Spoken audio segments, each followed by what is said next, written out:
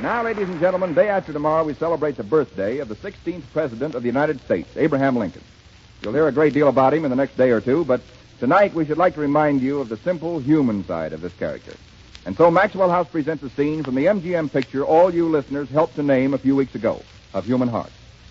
You remember that the story dealt with a country preacher and his family, principally the son, Jason, played by Jimmy Stewart. And you may remember that all through the story, Jason grew farther and farther away from the parents who had sacrificed so much for his career.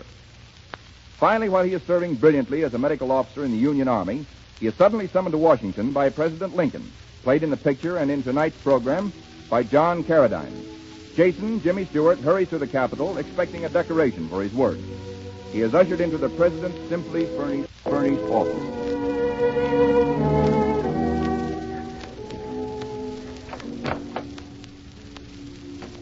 You are Jason Wilkins. Yes, Mr. President. I want to congratulate you, Wilkins. You've been doing great things in the field. Thank you, sir. Only my share. More than your share, if what I hear is true. You've saved many lives. Well, sir, we're closer to the lines than most field hospitals, so that when a man is wounded, we're able to take care of him before complications set in. I've received many letters praising your work. I have here a request from General Grant that you be transferred to his medical corps.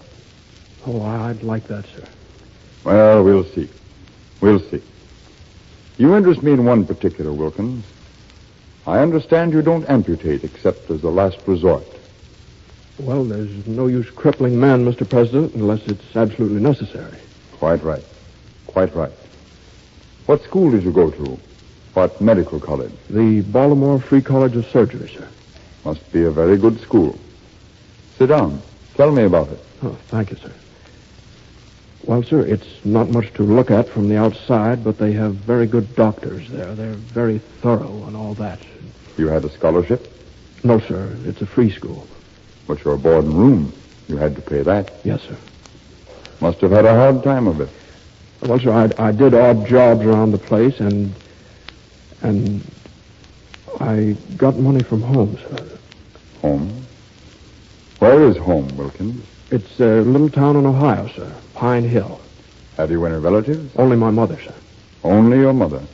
No brothers or sisters? No, sir. An only son, eh? And your mother, is she well off? No, sir. She's very poor, especially after my father died 6 years ago. But she managed to help you.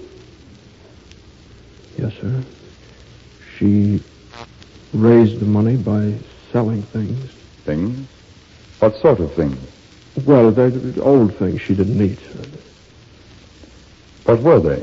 I like to know about such things.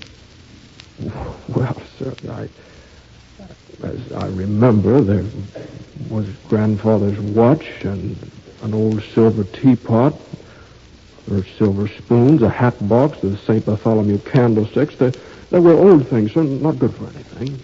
How is your mother, Wilkins? In good health? Yes, sir. Is she? Why, I don't know, sir.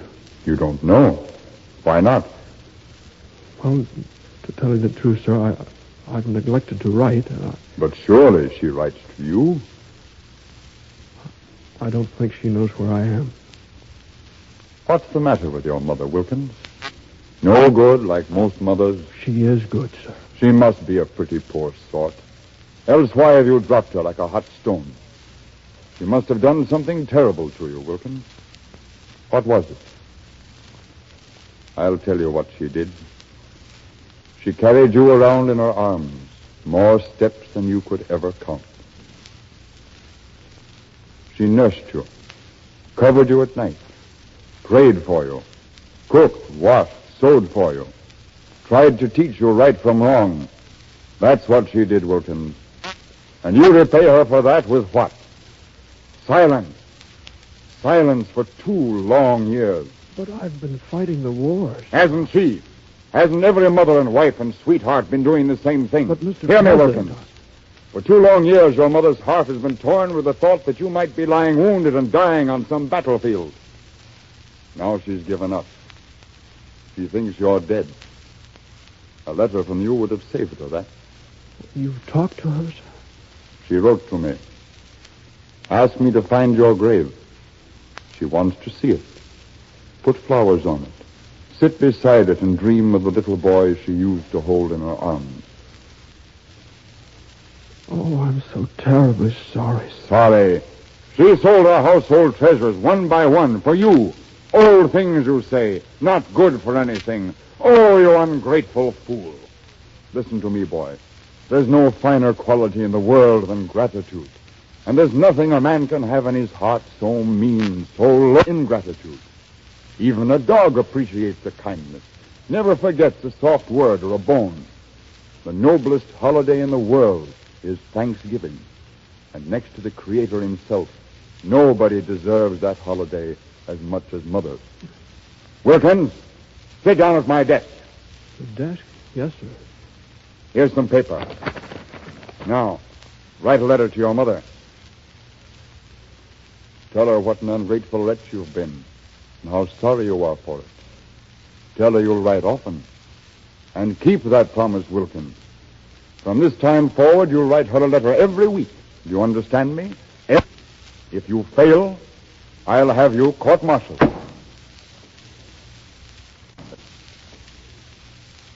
Blow, blow, thou winter white.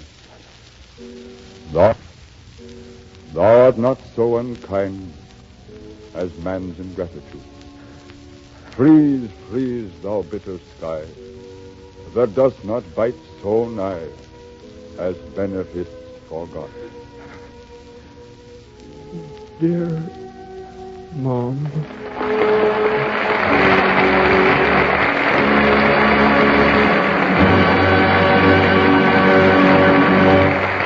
Stewart, John Carradine, that's a wonderful scene. If I may say so, I think you played it beautifully. Thank you. Actually, the fellow that ought to be taking the bows is Director Clarence Brown. Well, he's right here, and I think I'll ask him to say something. Clarence? Well, Bob, we had a great cast and a great script. You know, I don't believe there was ever an actor who came closer to really being Lincoln than John Carradine. Yes, that's a fact, Mr. Brown. I was really startled the first time I saw him on the Clarence, set. you've made a lot of pictures. You go back as far as Flesh and the Devil. And last year you directed Conquest. How do you feel about Of Human Hearts in comparison with some of the others? Well, Bob, I don't think I'm prouder of any job in my whole career than I am with this picture. But I don't want any credit for it. The memory of Abraham Lincoln inspired the story and all of us who worked on the picture. Now, Bob, you go on with your show, and let us just sit here and listen. All right, Clarence, thank you. And ladies and gentlemen, I'd like to add my personal endorsement of this fine picture Of Human Hearts. In the next few days, you'll be able to see it at one of your favorite theaters. I know you'll enjoy it. Now, another of our regular Maxwell House troopers whom you all like, Miss Betty Jaynes. Betty Jaynes and Allan Jones present a song from the new picture, The Girl of the Golden West. It's called Who Are We to Say?